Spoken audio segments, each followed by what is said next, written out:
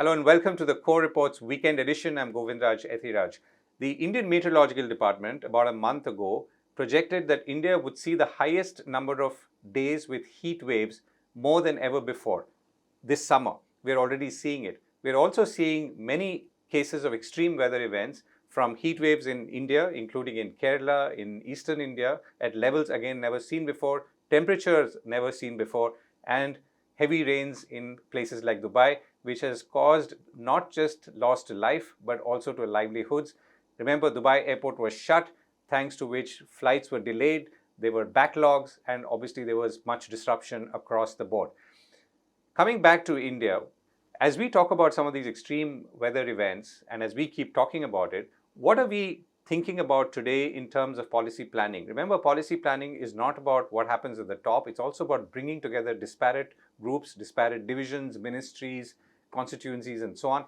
And finally, it's also about ensuring how do you disseminate all of this policy action and data to the people who are the most affected at the bottom. And to do all of this, I am joined today by Dr. Arunabha Ghosh, CEO of the Council for Energy, Environment and Water, based out of New Delhi.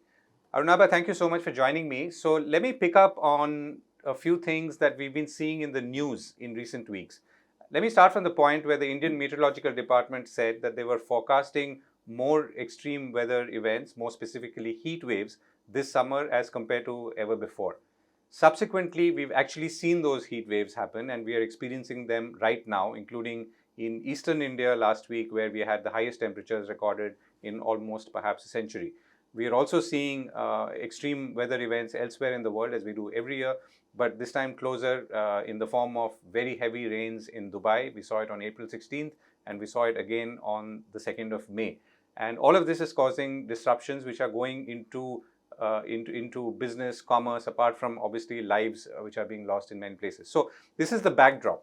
Now, my first question really is, to someone who's trying to piece it together at this point, what are we seeing that we are perhaps not maybe connecting or not connecting the right dots, at least at this point?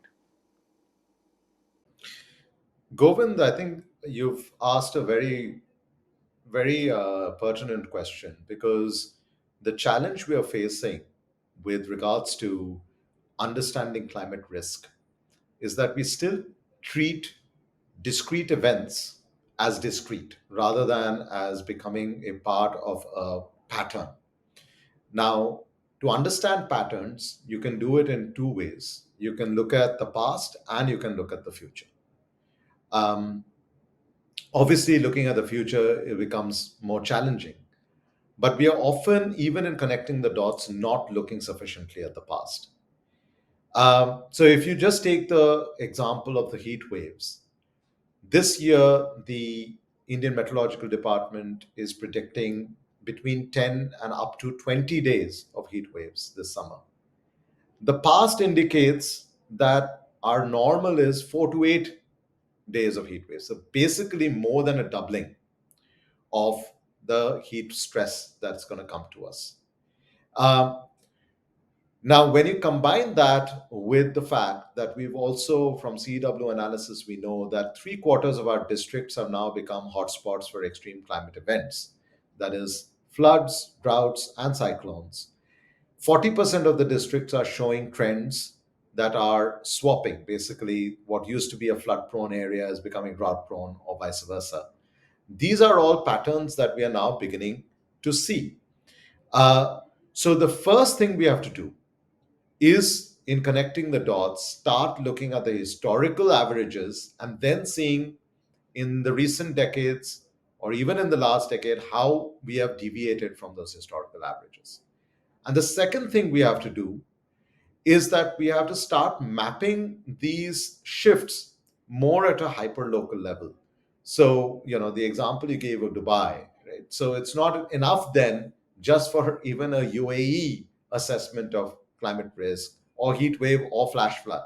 You've got to bring your assessments down to a city level, sometimes down to a neighborhood level. So these are the two minimum things we have to start changing our mindsets towards: understanding shifts from or deviations from the past in order to better predict the future, and getting more granular in our risk assessments. And I'm going to come to data in a moment, since you yourself do a lot of it, apart from other external sources of data, including the government. So you talked about the 40% of districts where you're seeing complete reversals happen. And is that something that we've been observing before? And what is it doing to the topography and the region in these kind of places? So, the one way to understand vulnerability is to look at the exposure to a particular event, look at the uh, sensitivity of the economic structure and the people and the communities there to such events, and then to look at the adaptive capacity. Now, a, beyond this so-called theory, the exposure is the patterns you're seeing from the extreme events.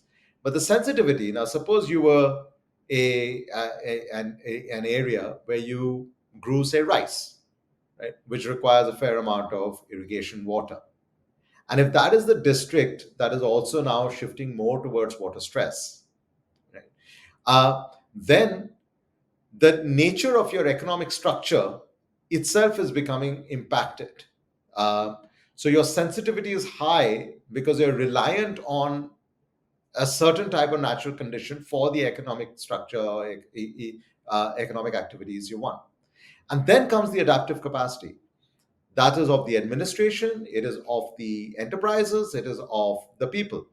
That might also vary between whether you're a more prosperous area versus you have a more resource constrained area.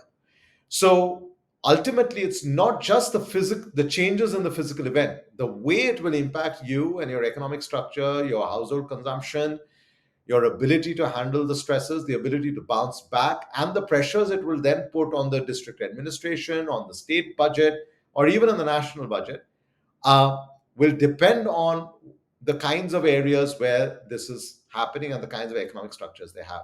Therefore, I often say that now resilience is a prior condition to all kinds of other climate action.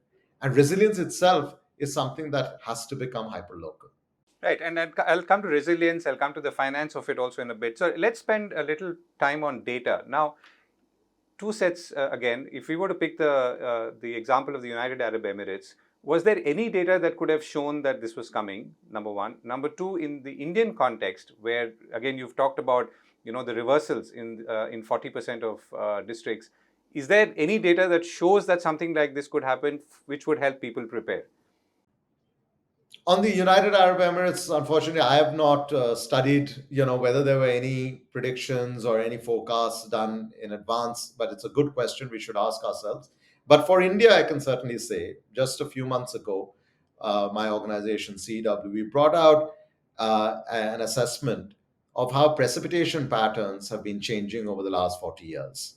And not even at a district, national, or district level, but at a sub district level. India has more than 4,500 sub districts, which are called tehsils. Um, we see that in 64% of the Indian sub districts or tehsils, there's been an increase in the frequency of heavy rainfall events during our main monsoons, the southwest monsoons, over the last decade. That's 2011 onwards, compared to the baseline from the early 1980s. These tehsils also saw an increase in seasonal rainfall, but while 11% of tehsils saw that increase, 87% of the tehsils witnessed a decline, especially in the months of June and July, when the summer crop that has been sowed requires that first rain shower for the irrigation. Now, having established this very hyper-local trend, what should we be preparing ourselves? If the Indian Meteorological Department is suggesting that this year we are likely to see above normal monsoon, that might be correct. And we will see at the end of the southwest monsoon whether that prediction was correct or not. But that does not give us a reason to be sanguine for the two reasons I've highlighted. One, that average increase, average above normal monsoon might come in the form of very heavy flash floods, rains in a shorter time period. Secondly, in many parts of the country, it might be the case that you will have still an overall decline, or especially a decline or the absence of rain at the time that the crop has been sown. Therefore, averages are no longer sufficient, or single seasonal rainfall predictions are no longer sufficient to build the resilience that I'm talking about. Therefore, we have to start asking ourselves the question, is there a secular change in the precipitation trends? If so, which are the more vulnerable areas where we must pay attention? Therefore, maybe build more water recharge structures there, etc., in advance, should there be a decline in rainfall, or better water drainage structures should there be flash cloudbursts and flash floods.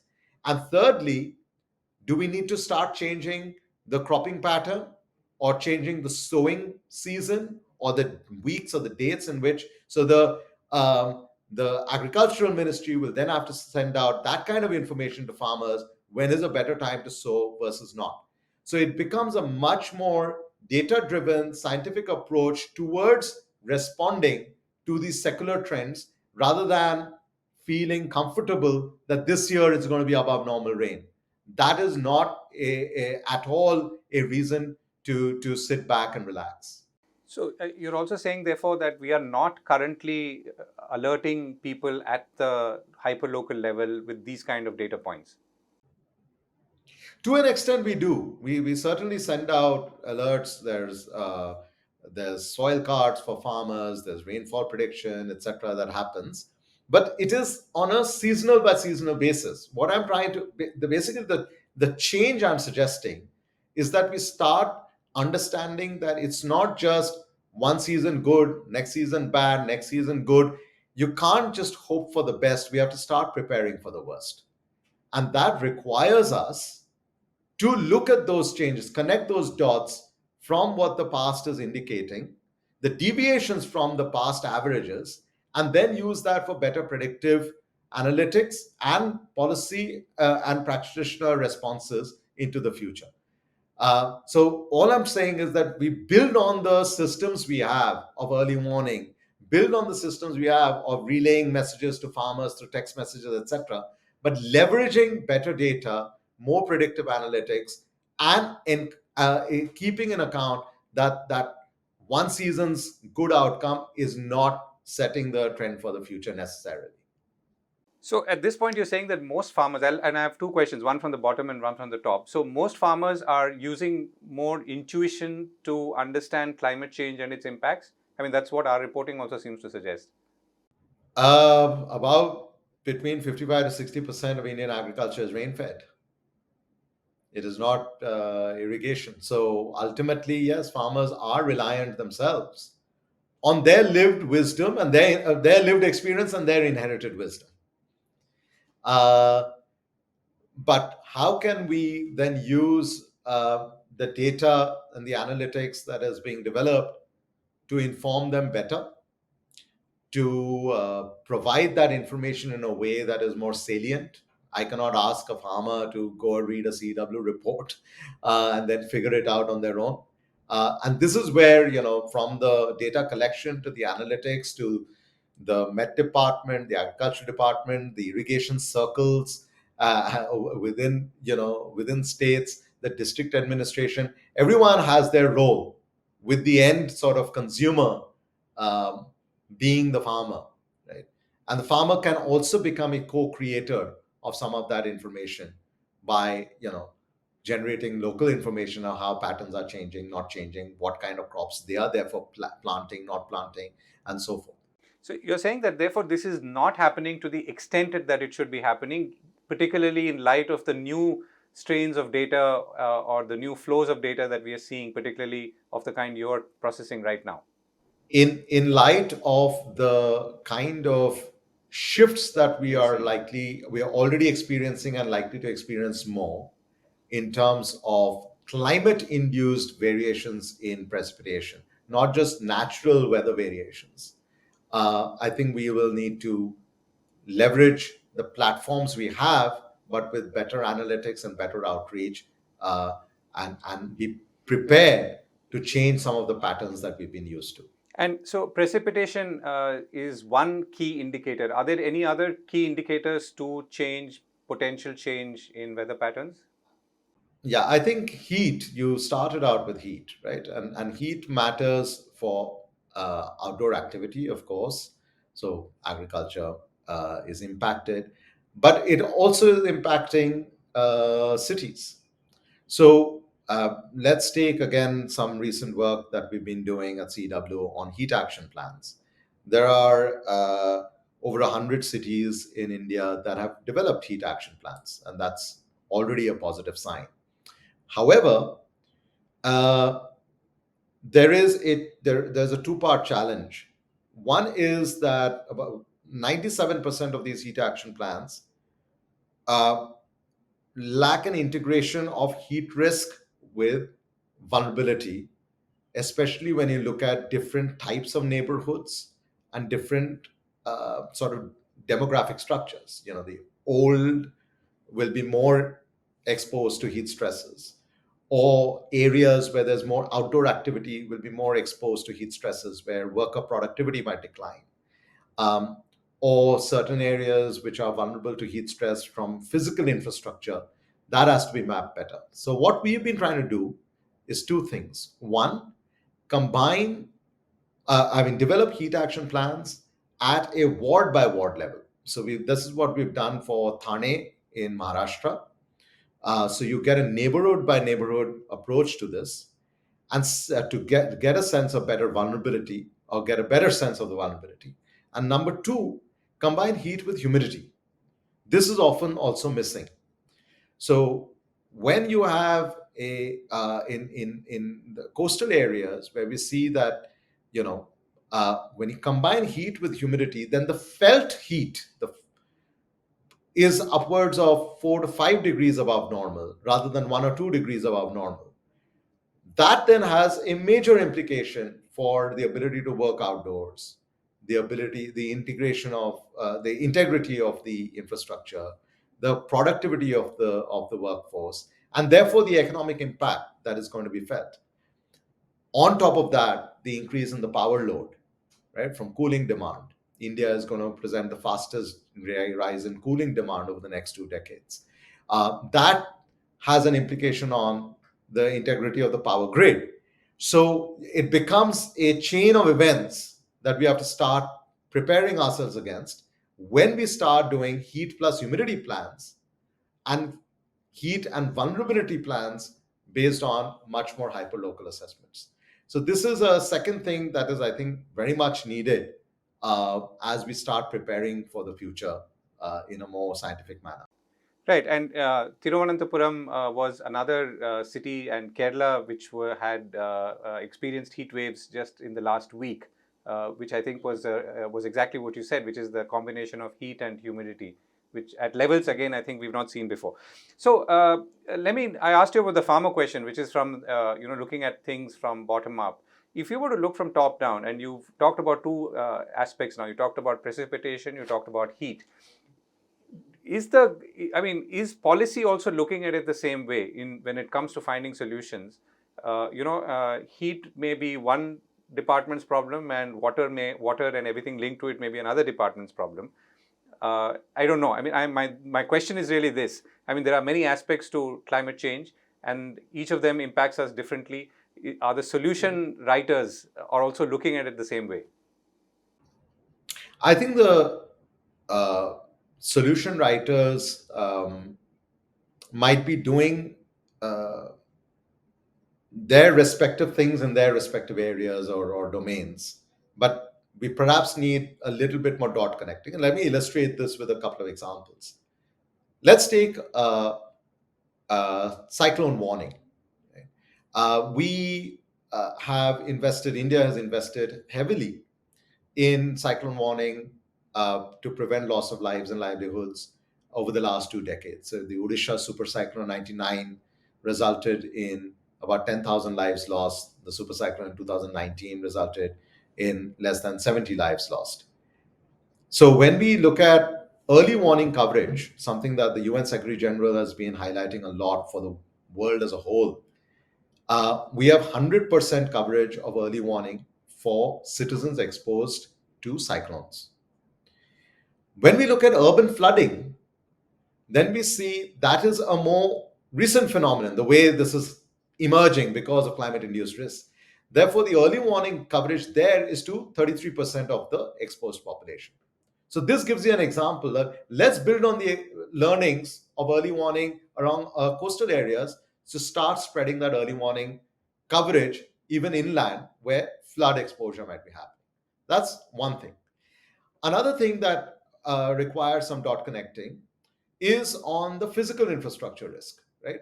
Um, the the more India develops, as it should, the more physical infrastructure is going to be built. So the cost of the loss of such physical infrastructure, therefore, is going to be much higher when a bridge gets washed away, an iron and steel bridge gets washed away. The economic loss, not just to the communities on either side of that, say that river, uh, but also the capital investment into that asset is far higher than if there was just a pontoon or a footbridge um, over that same area, right? So the more we invest in hard infrastructure, the more we actually also ought to be investing in assessing the long-term, non-linear climate risks that that infrastructure is going to face. The third thing that has to happen is insurance, deriving from the first two. Today, a lot of things in our insurance policies, you probably have one, I have one, with our homes, etc., is act of God, right? But if act of God is going to become so frequent that we stop thinking about it being an act of God and rather something that is demonstrating a certain pattern, this is a challenge not just that India is facing. We are seeing this even in the developed world, right? In Florida, the prices of home insurance have shot through the roof because of the changes in flooding patterns. The prices of home insurance in California shot through the roof because of the risk of getting burned down from forest fires. So the insurance industry has to massively upscale its ability to assess these risks rather than just leave it to acts of God. Fourth thing that has to happen is then how does the state respond to these disasters? So, for instance, a cyclone is something that our disaster management um, responses will authority and then the state disaster management authority can respond to, etc. But heat stress is not considered under that legislation, right? So if you have just a one-off heat stress, it's something manageable. If you have 20 days of heat stress, and if you have 20 days of heat stress year after year after year, suddenly heat stress becomes something akin to a natural a disaster, right? So there needs to be legislative changes that then has impact on the way allocations of resources, fiscal allocations are made, how if a particular part of the country is impacted, how tax revenues are shared, etc. So the 16th finance commission might have to look into this stuff a lot more carefully of how do we then incorporate these risks into the way resources are shared. So a number of things have to therefore change. Early warning, physical risk assessments of hard infrastructure, changing the way insurance companies are looking at these risks, changing the way our national legislations or state legislations are looking at the risks, looking at how revenues are shared. Uh, so this just shows you that even if a lot of work is going on, the nature of climate risk requires for us to start connecting those dots in a more comprehensive way rather than just leave it to a disaster responder, first responder on the coast somewhere, and an insurance company left on its own device, or a village which has been cut away from a bridge left to its own devices. This is the dot connecting that needs to now happen. Right. And uh, before I come to the finance and policy aspect, and that being the last 2 points, on a scale of 1 to 10 in terms of sense of urgency in addressing all of this, where do you think we are? I would say we are at a 6. Okay. Um, I would say that for, uh, I mean, it is a subjective scale, but I would say we're at 6 in part because we have invested quite a bit in these individual building blocks that I was referring to. Early warning in some places, you know, a state, a fairly robust architecture of national and state disaster management agencies, etc. Um, and on top of that, we have been talking a lot about risk and resilience, but there has been a fair degree of work that India has done on investing in on the mitigation side. I mean, just today's news, if you look, again, our report came out yesterday. For the first time, the share of coal based power has fallen under 50% of the total power capacity.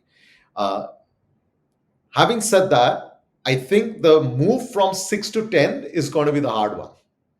So it's not just the distance between 1 to 2 and 2 to 4 and 4 to 6 is going to be lesser than the move from 6 to 8 and 8 to 10, because this is the hard work of better predictive analytics. It's not easy just because we wish it doesn't happen, right? And this is not about political will or something. This requires investment in analytical capability, in data gathering capability, in sensors, and so on and so forth. It requires reorienting administrative structures. Back to the point about local administrative adaptive capacity. You might have a very robust system of an administration at a district level dealing with droughts in that area. But how does it then reorient itself to deal with floods? So that requires updation of the district disaster management plans.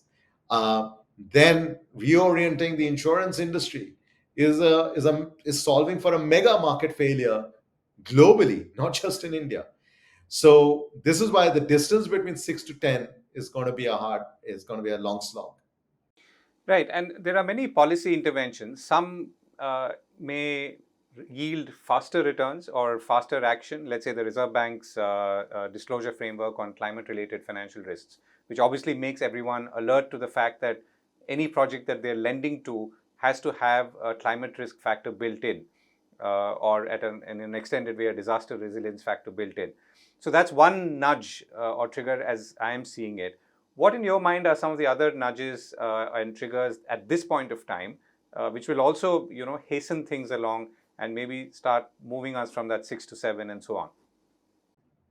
So one is this disclosure norm is one thing, but in addition, as the recent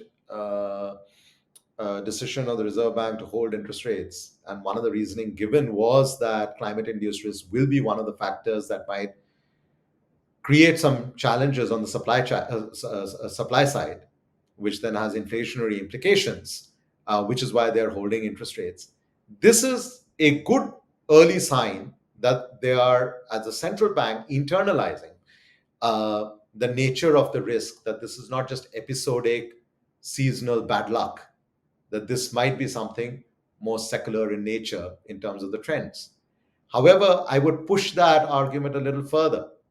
The ultimate role of any central bank anywhere in the world is the integrity of the financial system. It is not to solve climate change. But if climate change is internalized as one of the biggest shocks, if not the biggest shock, to the economic structure, then it cannot be an afterthought or a delayed thought. It has to become an integral part of assessments of the integrity of the financial system. Another thing that I would recommend, which goes beyond just the financial system, is an assessment at a political level. And I would recommend that at least in one of the three parliamentary sessions, and equally in the state legislatures, there should be an annual report submitted at a national level and at state levels on the latest evidence available for how climate risks are impacting. And that should be debated. This is not about finger pointing at government versus opposition. No. As political representatives representing the country as a whole or a state, I think an annual assessment and a debate on that scientific annual assessment will help to inform the conditions under which the development plans are being made, the infrastructure plans are being made, the way the budget is being allocated, the kinds of vulnerabilities that are likely to come. Right? So I would urge that this can be an area where uh, government and opposition, both at the national and at state levels, can come together on, because this is going to impact all of us. It's like how we have to think about national security. And the third thing I would argue is that in addition to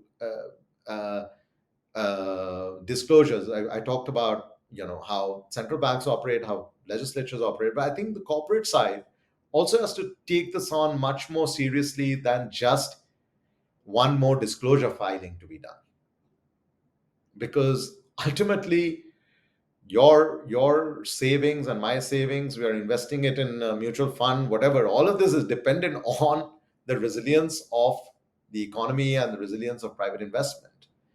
So it can't be left alone to just paper filing of disclosures.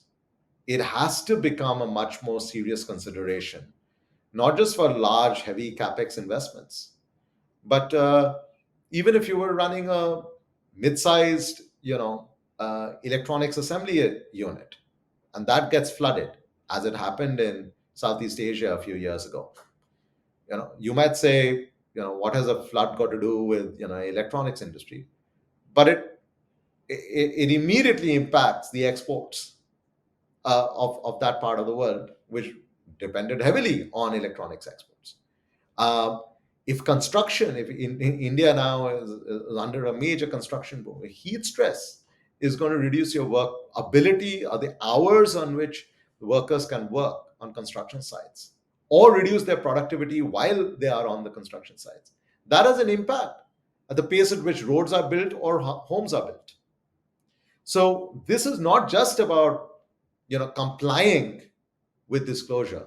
It is really now a business requirement. It is just like a CEO has to think about, do they have the right finances in place? Do they have the right team in place? Do they have the right strategy in place? Do they have the right creditors in place? They will also have to think about, do they have the right risk assessment and resilience plan in place? Because that is now becoming a fiduciary responsibility of executing on your role. Right. Last point, Arnab, I'll pick up a line or two from your Hindustan Times column recently. And you said that if 9 of the last 10 years have been the hottest on record and extreme weather events have led to about 5.6 lakh crore rupees of damages in recent decades, then climate action must move from the margins of our consciousness to the mainstream of India's economic discourse. So, give us an illustration of what that mainstream would look like. Of course, you also said we should start this summer. So,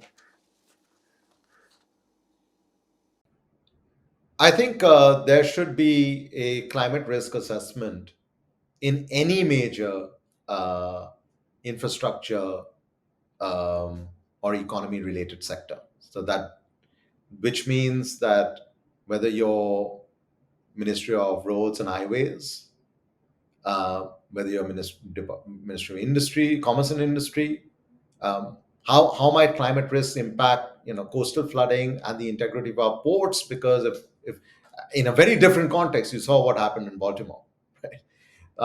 So a bridge breaks down, supply your chains. entire shipping lane is blocked, right? That's not a climate risk.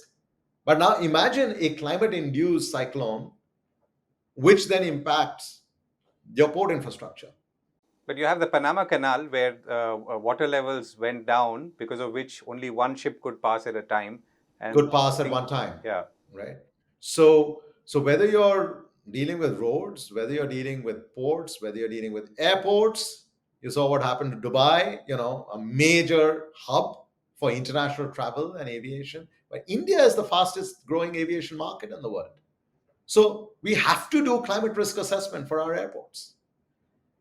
I mean, it can't be a, a choice. It should now be a compulsion. Uh, if you're the Ministry of Agriculture and Farmers Welfare, uh, each one has to do climate risk assessments. That is one way in which, what I mean by shifting climate from the margins to the mainstream of our economic discourse. The other way is what I said about the businesses themselves, what they have to do.